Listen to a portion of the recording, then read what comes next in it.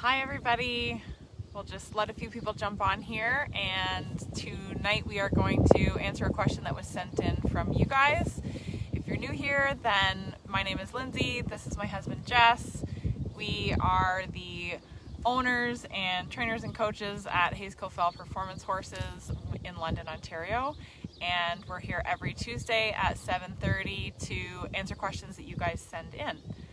So the question for today is, what should you do when you notice a change in your horse? And this question was sent in by Anne. It was actually sent in after another one of our lives. Hi, Rose. And the question was related to an older horse, and Anne was saying that she finds it really challenging to navigate the maze that is equine massage therapy, chiropractic, PEMF therapy, conditioning the horse, a good saddle pad, saddle fit, all of those things. So we thought that we would just answer that question and touch on some of those things, where to start when you notice some changes in your horse. So could be that the horse is maybe not holding muscle like they used to, or hair coat is dull, or she said that her horse was feeling a little stiffer in his turns. So that's where we're going to start. We're going to try to be thorough about that. As we go along, you can ask us questions. You can leave questions in the comment box. We'll try to answer as we go along. Whatever we don't get to while we are live, we will come back to, or I will come back to, and try to get answered for you. And if you have a question for a future live, you can send it in to us via email at hayescofellph@gmail.com. Hi Gail, hi Pat. Super. Okay, so we've got a few people on with us now, so shall we get right into this? Okay. You want to start? So let's say you walk into the barn, you notice a change in your horse. Not holding muscle as well, and when you're riding him, he's not turning. I think the first thing we got to talk about is the change is not like an overnight, like he's lame or he's hurt or he's whatever change. What we're talking about is he's just getting old. You know, the fact of it is they get old, and so do we, and that's just the way it is. So that's what we're talking about. Not we walked in there one day and he looks off. That's a whole different discussion. Yeah, we have to rule out something emergent, right? So like if you walk in and you notice a change, sometimes that's like a gut reaction to something being wrong with your horse, right? Something new being wrong with your horse. I think that's an important thing to pay attention to and to investigate. Make sure that it's not something emergent or something acute. Is it an injury that he's just acquired? Is it is he a little bit lethargic or not turning as well because he's tying up or something? That's the first part, right? Oh, for sure. Pat's commenting on your farmer's tan, and you just took off your glasses and now you're showing off those glasses tan. How do you like that, Pat? Getting back to the subject. Getting back to our Focus. topic. Okay, yeah, sorry. Usually it's you going off topic. So we don't deal with it a ton here because, of course, we deal mostly with young horses. But where I notice it at is the lesson Speak for horses. yourself. Yeah, I was going to say, Well, speak for yourself. My lesson horses are getting old. And it's a trick to keep them in shape, looking good, feeling healthy. Yeah. I'm sure human doctors must feel the same way about trying to keep humans healthy and feeling good and active. The biggest thing I notice with the old horses is, yes, the lack of muscling across their loins and back across, in their hips, and then sinking down in their shoulders. So when that happens, the things I always look at are obviously health things. Are their teeth good? Are they feeling sick from something? Their dietary changes, needs change, so we look at that. Lots of stuff can be done to help them. just have to identify, you know, what's causing it if you notice it all of a sudden. What do you think?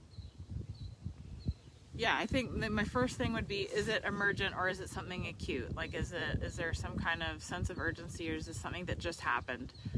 Then I wouldn't go immediately to chiropractic, massage therapy, all that stuff, even though that I can do that, you know, even with the massage therapy certificate, you know, like I could go and do that. But that's, to me, you need to start with the overall health of the horse, and you need to look at it from a really objective position, the same way that basically your vet does when the vet walks in, where they haven't seen the horse day in, day out. They're just looking at that horse right now, trying to say, like, you know, is it turned out enough? What is it eating? You know, what's the quality of the hay? What's the quality of the grain? What's the fat content? When was the last time its teeth were done? Because older horses need to have their teeth done more frequently. And sometimes we kind of forget that as we go along, that, you know, my horse is starting to age and I need to have the teeth done more frequently. Or if I want to try to keep them super sound, I need to have the feet done more frequently, or I need to have therapeutic shoes put on. Or, you know, I think it's really important to look at it not from a standpoint of like, what is the latest trend in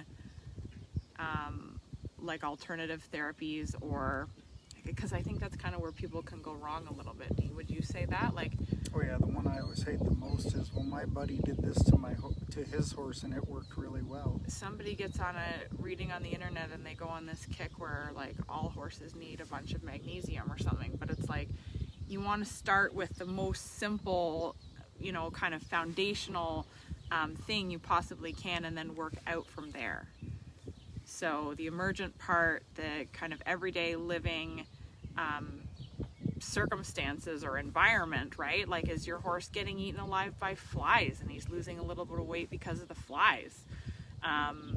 Is it shedding season and really your horse didn't drop weight, he just lost a bunch of winter hair and so now he looks kind of thinner? Has he been stalled more? You know, maybe he's got some ulcers. You have to, this is kind of a theme in all of these lives, I think, is like, you really have to look at the individual and the overall health and kind of work from the inside out. I see that Anne's on with us now, so that's great. So Anne, if you have questions, it's been a few weeks since we kind of had this initial conversation before we could fit it into one of our lives. If you have questions or updates as we go, then definitely let us know. So basically what we're saying is start from the most basic thing and work out, right? You don't want to go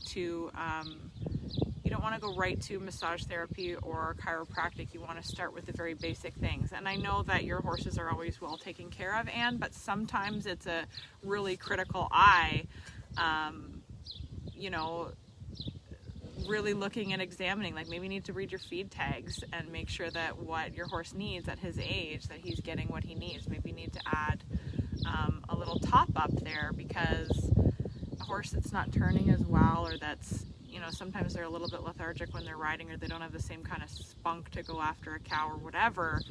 Sometimes that's just because they're not fed enough. Sometimes some of that joint stuff can be taken care of through feed if they haven't been getting enough fat.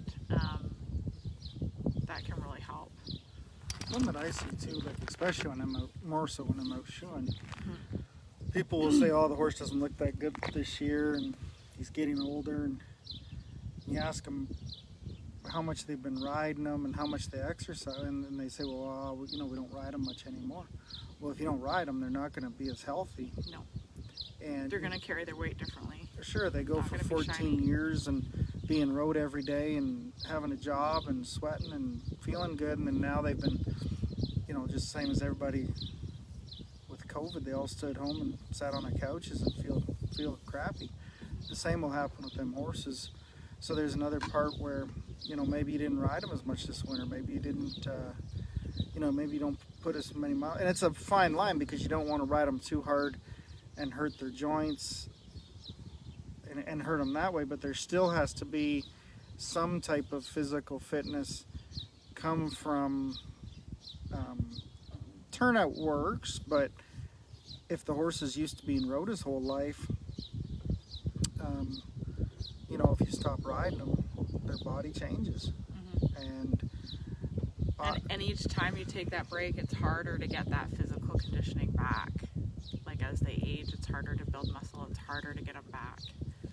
Are you referring to me through COVID? I'm not. No. I'm talking about, like, you know, the lesson horses and the older horses. COVID's been awful for the lesson horses because they're off, and then trying to bring them back it's challenging. They've done better this time than they did in the winter, trying to come back there in the early spring. But it's hard to bring them back when they've been off, the older they get. And I feel like the other thing with older horses is, like, they'll be so good for so long, and then they'll really nosedive for a little bit, and you'll be thinking, like, geez, they're really deteriorated in the last 6 months, or, you know, the last 3 months or whatever, and then they'll kind of pick back up and, you know, keep going as long as you're there and you're doing stuff. It's natural to kind of have those dips, you know. And it definitely kicks them a little harder every year. Yeah. You know, if you have 10 horses in the barn and one of them's 25 and they all catch a cold, well, that 25-year-old's just going to take a bit of a whooping. The same as a human. What's a 25-year-old in human years? Oh, I don't know. Pretty old. You know. 80. So all of a sudden they're the same thing. A little sickness is a little harder on them, and you have to realize that and change. I guess my big thing is diet and exercise are the two biggest ones for the horses. If you're going to keep them looking good, you know, feed them differently as they get older.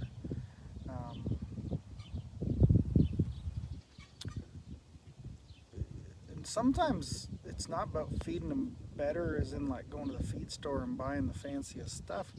Sometimes it's just figuring out what your horse does really well on. And I think that's a very important thing. Some horses, as they get older, not what they like to eat, but what they do well on, you know, really changes. And you just have to know your horse at that point. That's for sure. Yeah. Anything that stresses them. Yeah. You know, that's a big, big thing. Like here where we're at, we've had 2 weeks of just non-stop rain. And our lesson horses, they stay out quite a bit more. You know, they live out in fields with some shelters. You know, but the pastures have been wet, the flies have been just nasty. I don't know how else to even describe it. They just, you know, really nasty and want to be a little aggressive on them horses. And them older horses, that affects them a little bit. You know, maybe a little fly spray or stuff like that. You got to put a little TLC on them older horses. You know, in the wintertime we got the cold. Summertime we got the heat. Everywhere in between we got the flies or whatever else can, you know, just anything that stresses them. You know, you maybe just have to take a little more time with them older horses. Yeah, so assuming that those things have been taken care of, assuming that, you know, there's nothing acute, the feed is kind of where it needs to be,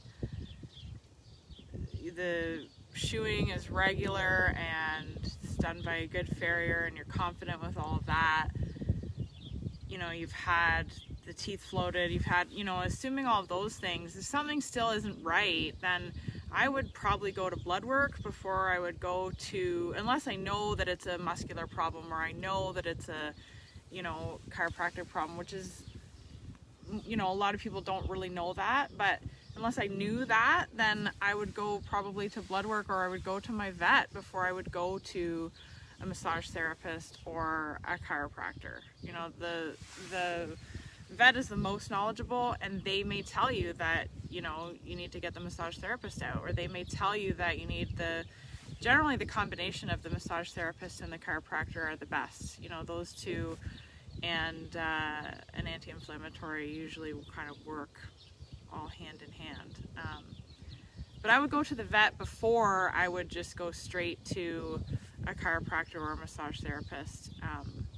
I think that's that's probably what I would consider doing, Anne. And then, you know, blood work, a soundness checkup, blood work, and then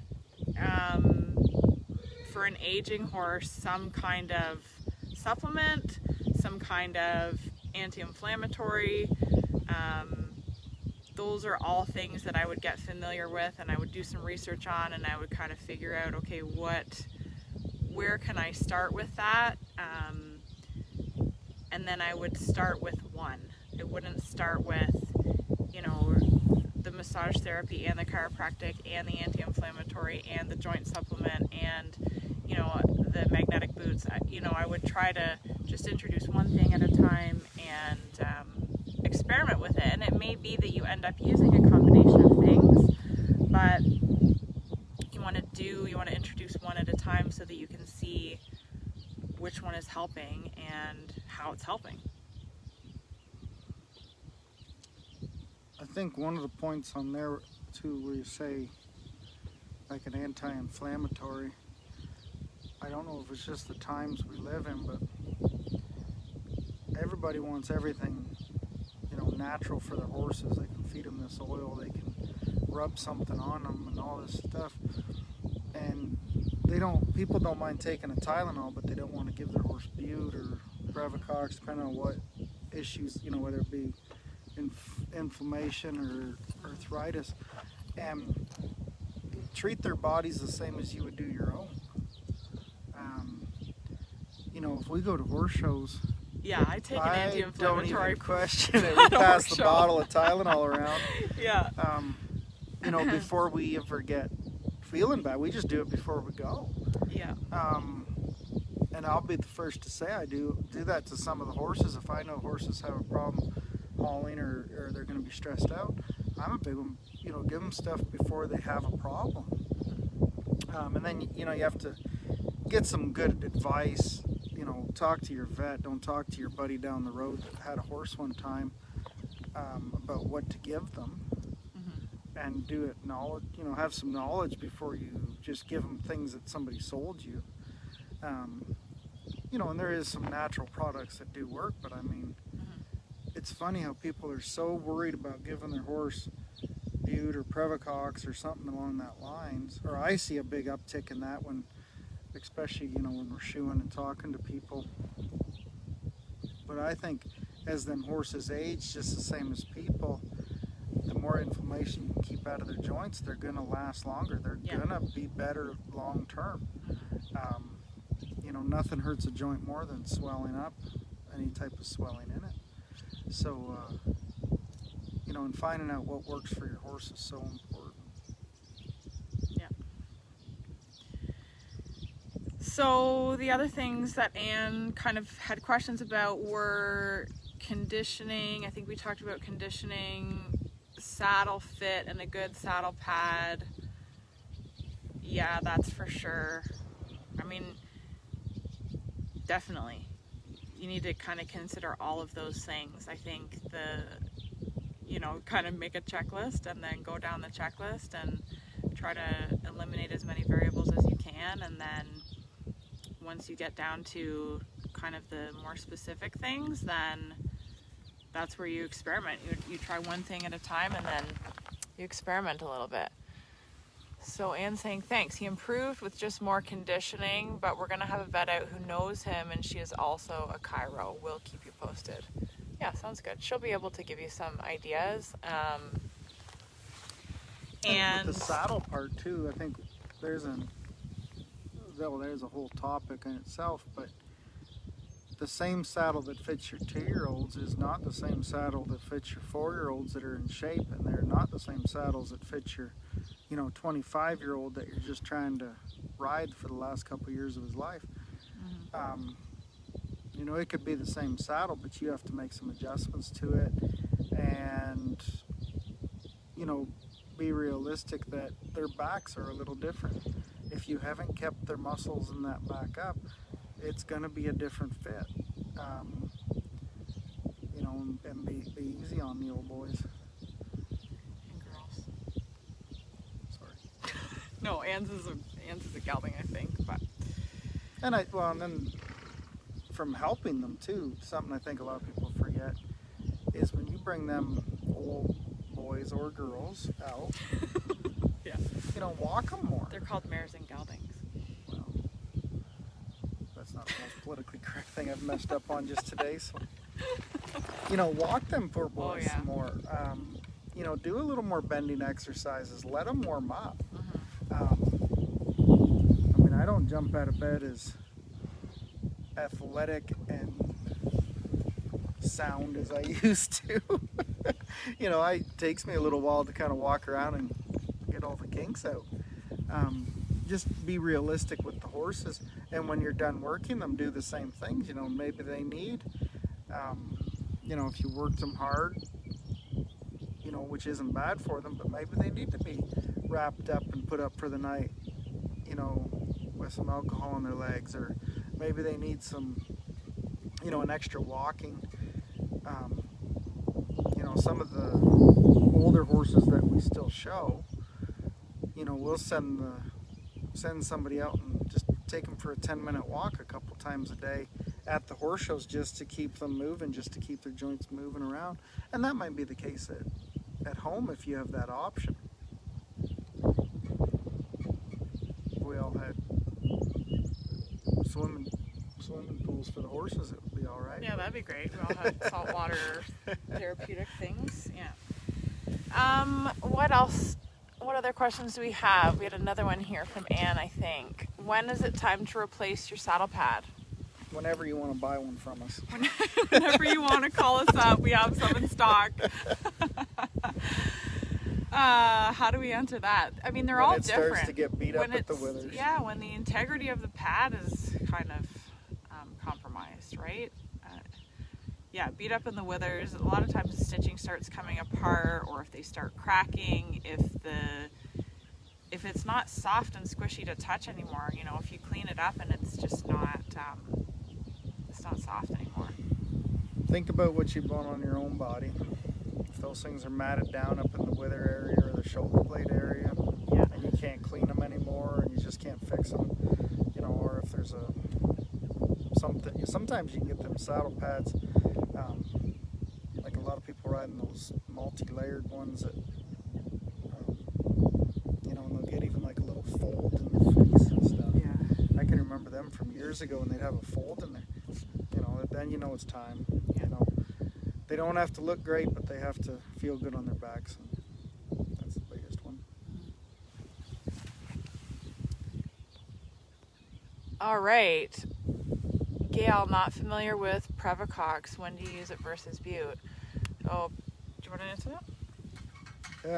The simple gist of it, Previcox is for arthritis, and Butte is for inflammation in the joint. So if you have one that's stocking up, you know, a Butte or anything along that lines, and in them old horses, keep the inflammation out of the joint. Nothing deteriorates it quicker. If you have a horse that you know has arthritis, you know, you give them a Previcox. Previcox is safer, Gail, it's safer to use long term. So Butte, you know, where there's some risks with the liver and the kidneys and things, if your horse is on it long term, you really only want them to be on it for a short amount of time and then have a break to get it completely out of their system. Previcox is more meant to put them on it and keep them on it to reduce the arthritic pain. That's the gist of it. And there is some other things other than Butte. Butte's kind of the one that everybody knows, so there's lots of options. For if a horse, as they get older, just swells up all the time, you know, a lot of the old boys would give them baking soda or baking powder. I can see the box, but I can't remember which one it was. Baking soda. Baking soda. I think. I can see the box, but I'll have to ask. Well, I'll ask Craig. I'll ask one of the old boys. Baking soda. Yeah. You know, and those were great things for keeping that inflammation down, and didn't hurt their bellies and stuff. Butte's kind of really good, like if you torque one out or they have an injury or they come in, you know, old horses will pull it out in the mud, you know, that kind of stuff. They all have their place, just as long as you understand the risks and the benefits of it. That's the main thing. Know what your horse, why is your horse swelling up too?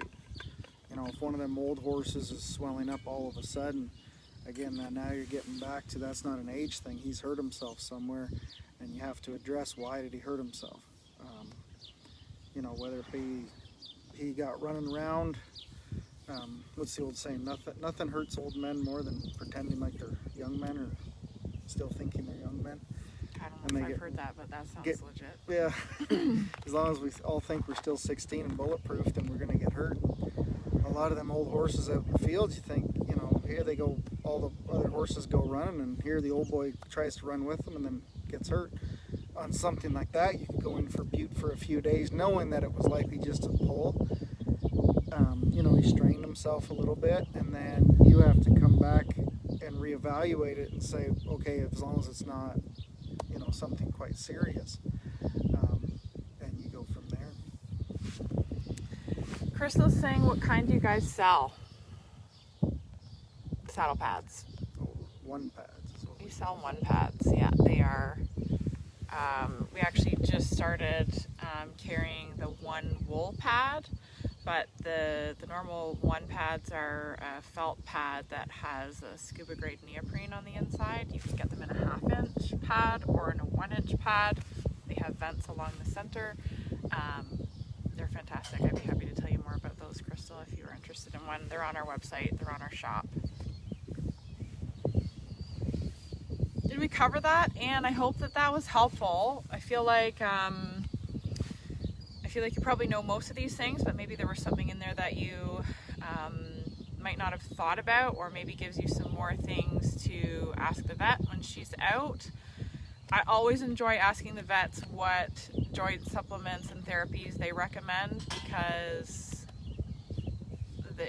most of the vets that I talk to they're using them themselves, or they're reading up on it and keeping up with the most current information, and they will always suggest the products that have been tested by veterinarians, which is a great place to start, because if you are looking at joint supplements, and I, a few years ago, did quite a bit of research about joint supplements. A lot of the products on the market don't actually have enough of the recommended ingredients to make a difference. So starting with a vet recommended product is a good place to start. So that would be something that you could ask your vet. One thing that I'd like to say too is, like when we go out shoeing, and quite often we'll walk into a barn and somebody has an old horse, and they feel bad because it's lost a little weight all of a sudden, or it doesn't look as good as it is, and that's a fact of nature. They're getting old. Yeah. And you just don't ignore it and say, well, I don't need to worry about it. Yeah. You need to worry about it, but don't take it personally. Like I've seen people be embarrassed to call the farriers or call the vets and stuff. You don't need to be. Everybody's in it together, and they understand it. They've all seen old horses, and it's tough to manage them perfectly. You're gonna have ups and downs with them. Don't ignore them, but definitely don't feel bad about it. That's just the way it is. And we call the vet if something's up and we don't know what it is. We can't quite put our finger on it. We'll call the vet. They're better at it. If there's something, I just can't quite put my finger on what's wrong with the horse, I'll call the vet and have them come out and have a look. Sometimes they have a good idea. Sometimes they run some blood work. Sometimes it resolves itself and it's nothing. But, you probably know your horse, and you've had that horse for a long time. And if you notice a change, then I think there's nothing to be ashamed of about calling your vet and saying, like, well, he's not turning as well as he used to be, and he's, maybe not carrying his weight just as well as he used to be. I don't think that, the vets are not expecting for you to call out just because your horse has a severe impaction colic or, something like that. I think preventative health is way bigger. Is great, yeah. And vets love to see healthy horses too. We see it all the time though, where they'll ask me when I'm shoeing horses, and my biggest thing is call your vet. Yeah. Like, I know what I can do with their feet, but I I don't know internal medicine. I don't know the ins and outs of that. I didn't go to school for that. You know, there's certain things to call your farrier for more than your vet, and there's something to call your vet for more than that. So if it's a health issue, don't ask your neighbor, don't ask your buddy. You know, everybody's an expert, just ask them. But call the guy that has that DVM behind his name. Or the woman that has a DVM behind her name. Is there any more gender problem I'm gonna keep giving you heck until you do it evenly. Dang it. The old guys. Call and the girls. people that have there. How you Call can have any that? of the people, right? Yes, sorry. Yeah. It's 2021. Okay. How about I just sit here and not say anything politically incorrect? Incorrect. Incorrect. Okay, I hope that helps, and I hope that answers some of your questions. Thanks for jumping on and watching with us, you guys. If you have questions to submit for our Q&As, you can leave them in the comment box, or you can send us an email at hayeskoffelph@gmail.com. You can find out more about our online coaching program, Momentum, which is basically kind of like what we're doing here, except for we're doing a video and we're really trying to demonstrate and illustrate an idea on a horse. Then we're following it up with some real people riding real horses, going through the same thing and being coached. We've got riding plans, we've got audio lessons, we've got checklists, we've got challenges, we've got all the things that you can imagine where we're helping you with, specifically with your horses. And that can be found, that information can be found at momentumhcph.com. We will be back. We will be back next week on Tuesday at 7:30 to answer your questions. What else? Is that it? That's it. Good? I'm not saying he or she out, nothing. I'm just, that's good. All right. Thanks for watching with us, guys. Have a good night. Have a good night.